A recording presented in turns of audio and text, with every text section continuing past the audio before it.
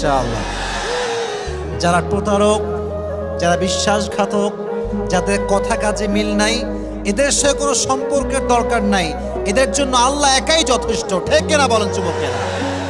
আমরা তো বড় মনের মানুষ, আমরা তো ব্রড মাইন্ডেড পার্সোনালিটি বিলং করি, আমরা মাফ করে দিব, বাদ বাকি আল্লাহ ভরসা। ঠিক কিনা যুবকেরা?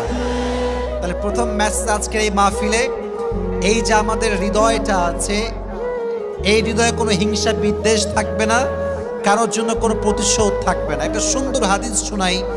নবীজি বলেছেন, আমার জীবনের সবচেয়ে বড় আমল কি তোমরা জানো? সাহাবা একরাম বলল, ইয়া রাসূলুল্লাহ, বলেন কি আমল যেটা সবচেয়ে বড় আমল? নবীজি বলেন, এটা কোনো তাহাজ্জুদ নয়, এটা কোনো দান নয়। ইন ইসতাতা'তা আন তুসবিহা ওয়া তুমসিয়া ওয়া লাইসা ফি কলবিকা গাশশুন লিআহাদিন ফাফআল যালিক ওয়া যালিকা মিন